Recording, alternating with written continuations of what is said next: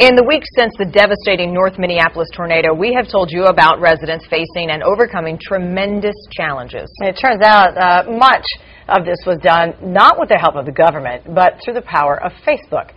Fox 9's Ted Heller has the story now. Hey, Ted. Yeah, hey Heidi and Marnie. Yeah, it's no secret that many North Minneapolis tornado victims felt the government wasn't doing enough in the immediate aftermath of the tornado, and Facebook and social media helped fill part of that void.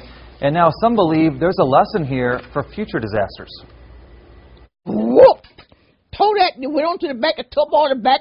When a tornado came twisting toward Mary Addis's house, she stayed put in the very chair she sat in today. Like I'm sitting right in the same chair, I was praying. I didn't move. My grandson right there, he said, Grandma, let's go in the basement. Let's go in the basement. I said, no. Sit down here and trust in God, boy. A front row seat to a disaster that the 93-year-old describes with a smile.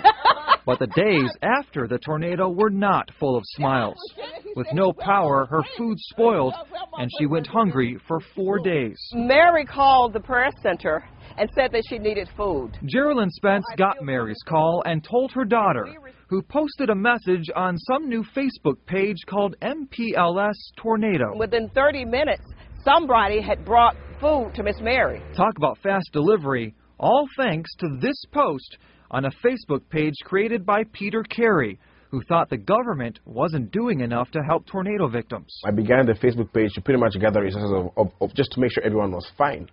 Then as hours went by, then we began getting Facebook messages from people who are actually trapped in the zones. From people trapped and people needing food to people needing legal and landlord advice to the organizing of a huge food drive.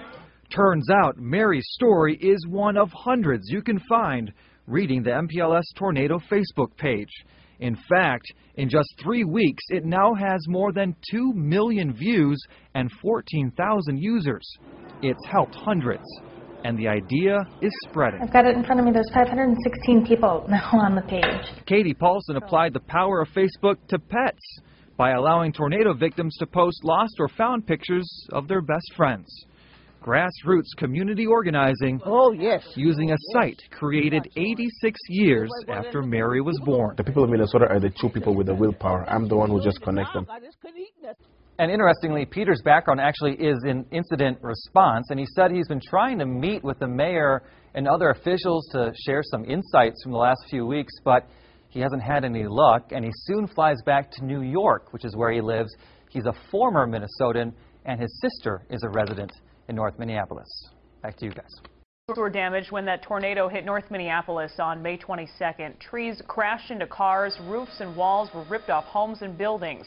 Nearly 3 weeks later, and living conditions are still tough for a lot of people. John Lawrenson has been in the neighborhood today, and I understand you met a man living in really unbelievable circumstances, John. Yeah, that's right, Liz. A man we talked with today said he spent the last couple nights in a doghouse that he built. That's how bad it's become for some people, and it's because of these conditions. Some of these folks have no money. They say they're out of options. And as that man put it, at least he has a roof over his head. And as we found out, that's not the case for some people in North Minneapolis. We all have some damage. Mother Nature doesn't play favorites, does she? It's a lesson many in North Minneapolis began learning on May 22nd, and some are still learning. Parts of the city have taken on a ghost town feel. Some homes are too heavily damaged for people to stay in, while others say they have no other choice. It's depressing. It's depressing to have to look at it in this shape and condition.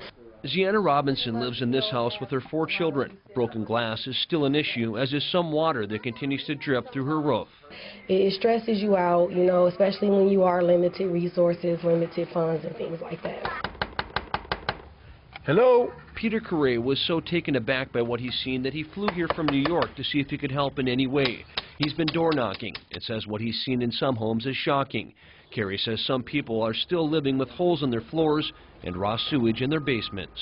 Most of these houses I'm knocking on, when I speak to them, they have kids who are traumatized, kids who, you know, had to see all this, and they're living in terrible conditions. I mean, look at it. Conditions that for Marcus Western have literally put him in the doghouse.